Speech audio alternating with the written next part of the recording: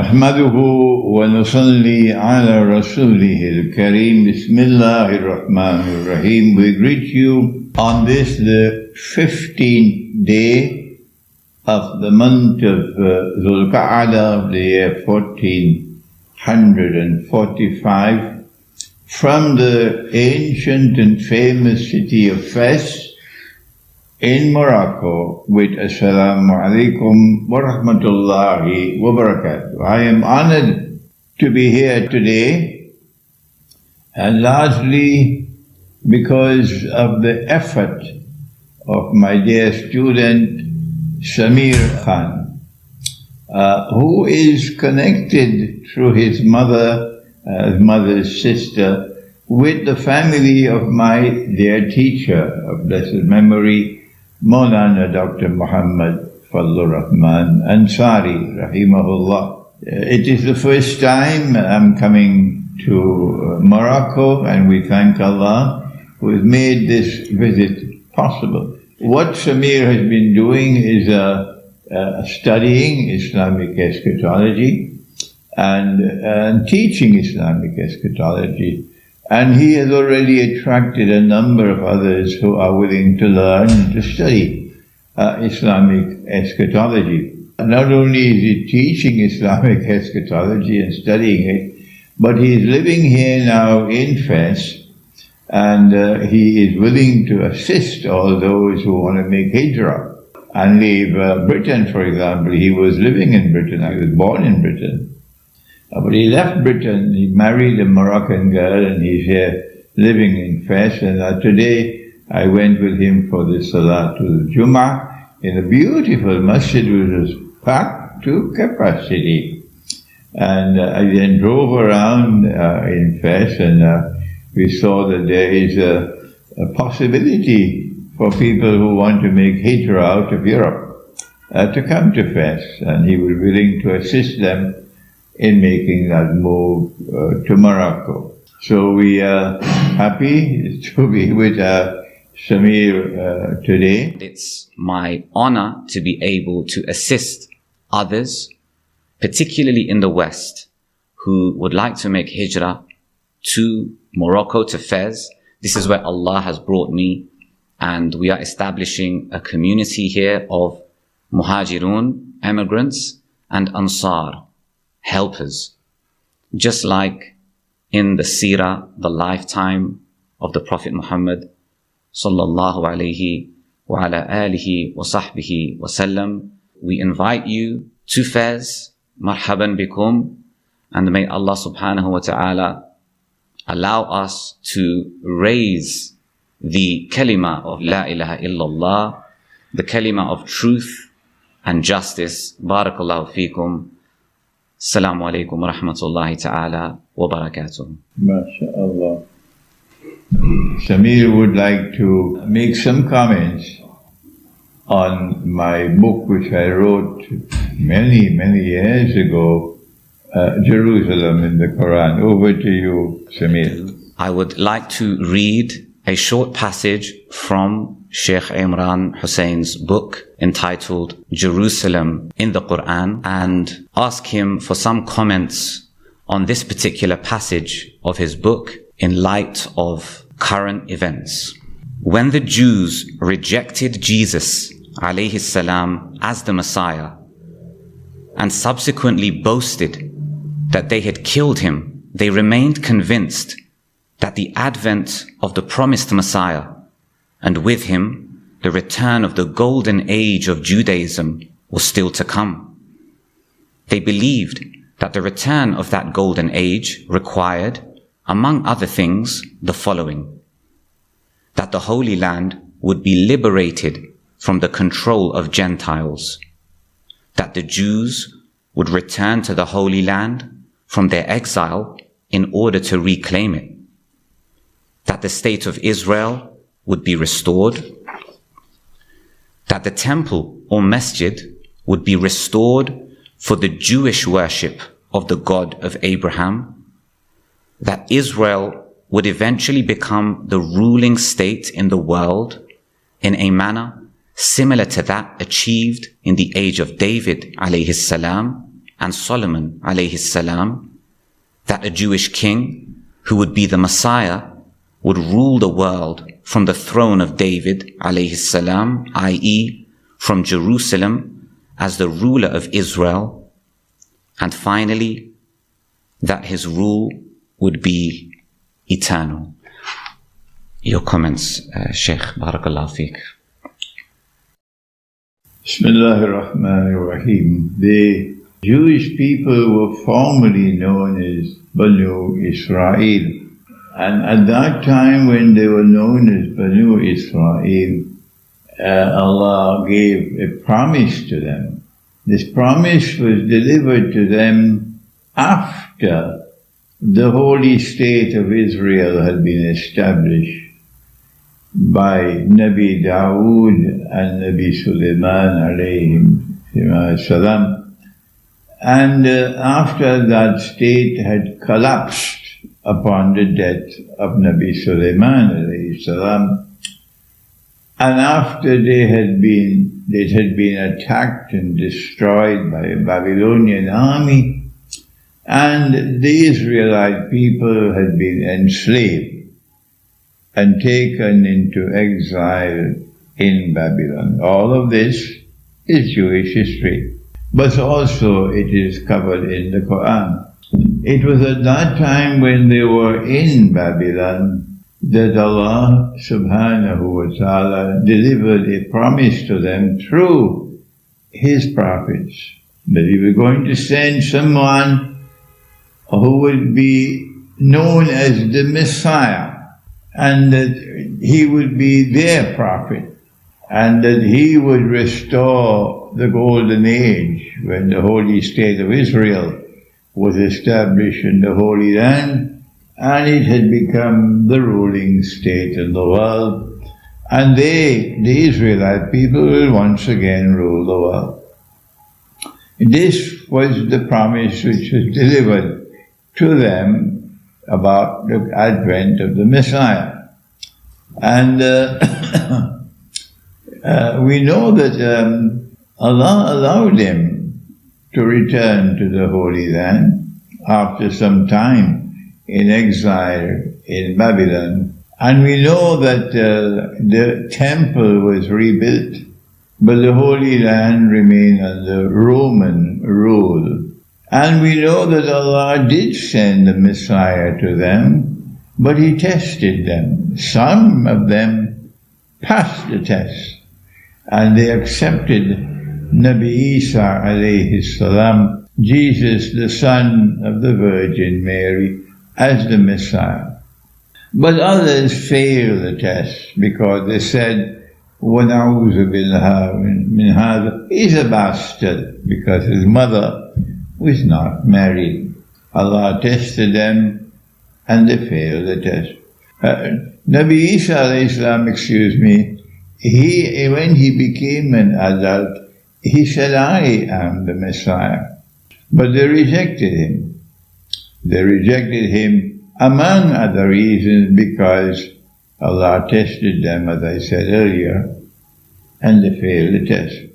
And so they rejected him as the Messiah, and they believe that the Messiah is still to come. And that's where we took up that passage in the book. They are still waiting for the Messiah to come 2,000 years later. It is a cardinal article of faith for these people that Allah's promise must be fulfilled, the Messiah must come.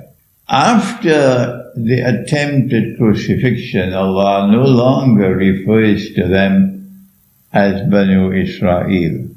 No. Now they are divided into two. One part of Banu Israel, which accepted Nabi Isa alayhi salam as the Messiah, they are now known as An-Nasara, the Christians. And I have explained elsewhere why Allah used the term Nasara for them and what's the meaning of Nasara. And the other part which rejected him as the Messiah was now known as Al-Yahud, and the English translation will be Jews. And these two combined, who are all formerly Banu Israel, are now called Ahlul Kitab. So they are waiting for the Messiah to come. And 2,000 years have passed and they're still waiting. But the Quran affirms that the Messiah came and the Messiah left. And there is ample evidence from the Quran that the Messiah will return. But they don't accept that he was the Messiah. There are only two people on the face of the earth who accept Nabi Isa alayhi salam as the Messiah. Only two. They are those Israelites who followed him and accepted him as Messiah, and are today known as Nasara or Christians.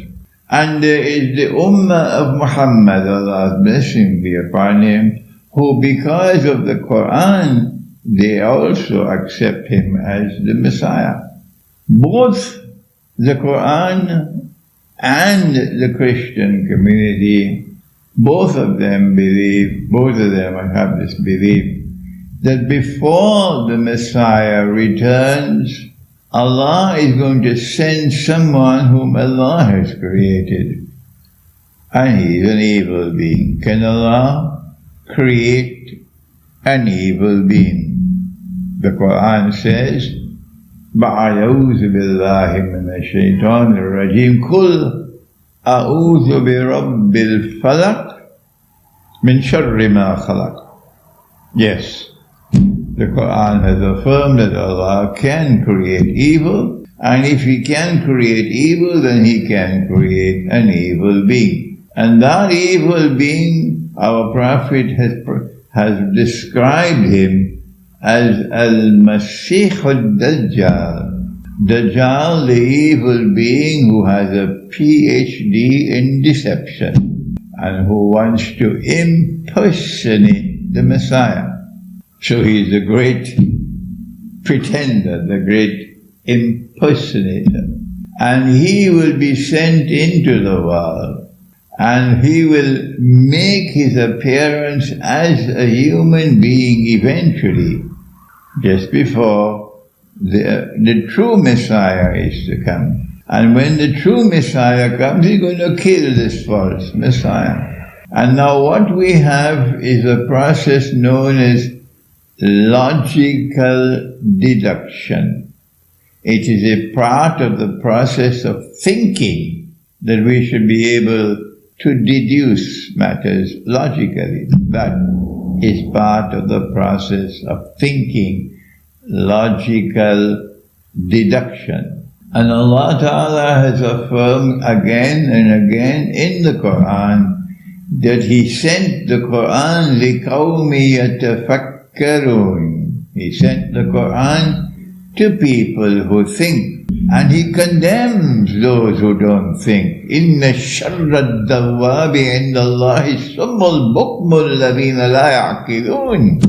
That the worst creatures with Allah are the deaf and the dumb who don't think. So we have the right to think. And we have the right to engage in logical deduction.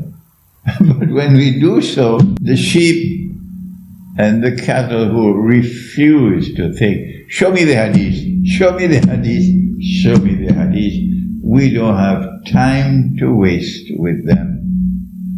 So if the Messiah is to come, and He is to restore the holy state of Israel in the Holy Land, and rule from that holy state of Israel, the Jews believe that one of the first things He will have to do, because the Holy Land is under Muslim rule for more than 1,000 years, one of the first things He will have to do is to liberate the Holy Land for the Jews.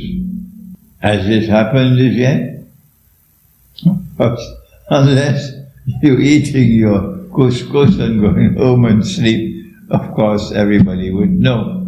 that the modern Western world, Western civilization, led by Britain, did achieve that. They first of all launched something known as the Crusades. And then after several crusades, it was a British general who led a British army with many Muslims fighting faithfully behind him in that army, to their eternal shame and disgrace. And they defeated the Ottoman Empire, and that General Allenby, when he entered Jerusalem, he said that today the Crusades have ended. And so the Western world, led by Britain, did succeed in liberating the Holy Land from Muslim rule.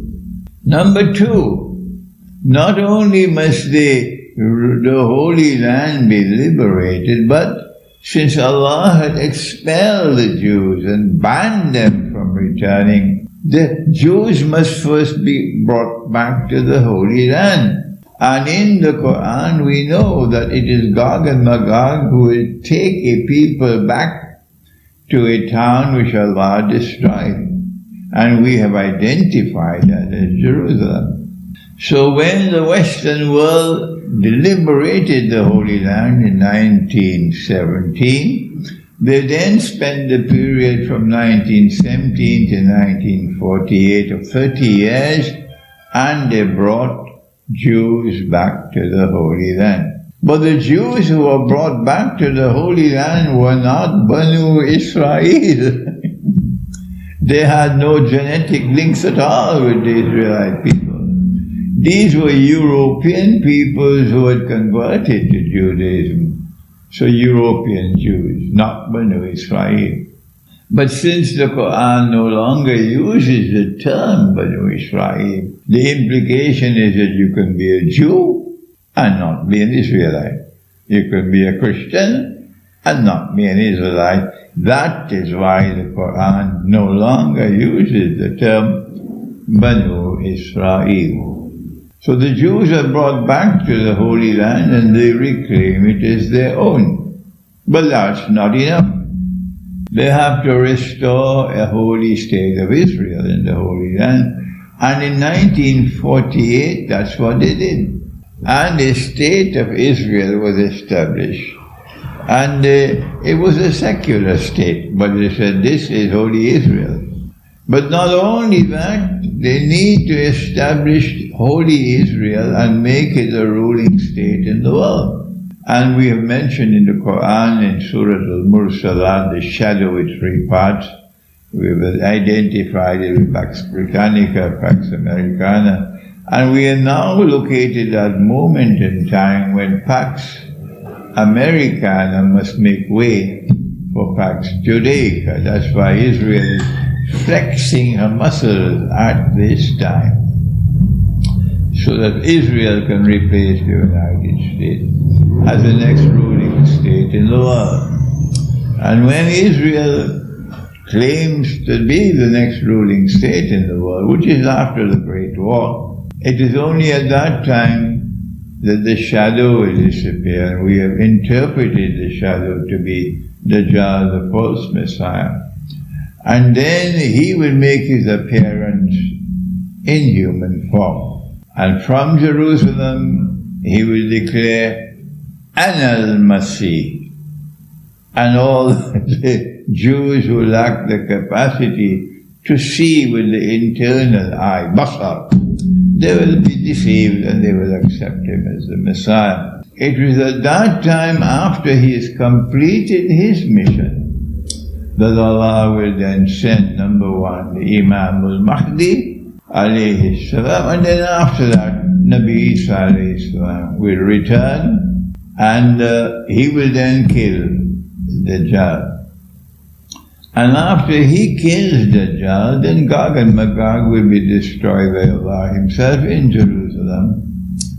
And then the Muslim army will then liberate the Holy Land. It will come from Khorasan, Our prophets say when the army marches from Khorasan, no one will be able to stop it. After the Muslim army liberates Jerusalem, the Holy Land, the Jews will be fleeing. Today they are in arrogant ruling and oppressing the Muslims, fighting them, starving them to death, denying them food, denying them water, denying them the capacity to even live in their land, destroying the land where they're living in Gaza. It is awesome oppression. But at that time, when the Muslim army is liberating the Holy Land, Allah's Messenger said, they'll be hiding behind rocks and stones, and the rocks and stones will speak and say, oh Muslim, there's a Jew hiding behind me. Come and kill him. Not all Jews. Not a Jew who is denouncing Israeli oppression, as there are Jews in the world. We're talking about the Jews who are oppressors. At that time, when the Holy Land is liberated, then we would already have a Khilafah state in Mecca, because Imam al-Mahdi will be leading us.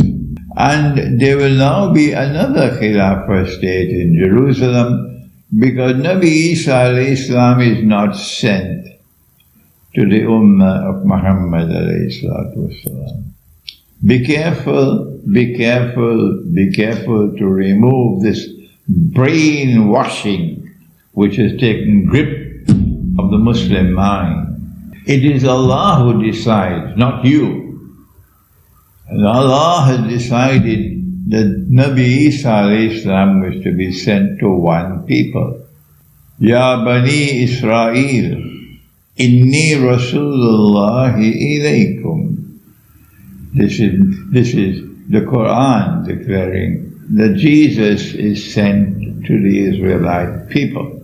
Jesus, Nabi Isa, is not sent to all of mankind. He's not sent to the Ummah of Muhammad alayhi salatu. So if he is to rule the world from Jerusalem, and our Prophet confirmed it, he said that when he returns he will be Hakimul Adil, Hakim from Hukuma, a ruler, and he will rule with justice. So that state over which he rules has to be the ruling state in the world. And he will be the head of state of that ruling state in the world. And that cannot be the Khilafah state in Mecca. So there are going to be two Khilafah states. One in Mecca, which is led by Imam al-Mahdi, and another one which is the ruling state in the world. That one will be in Jerusalem, which is led by Nabi Isa alayhi salam, and that is how history will end.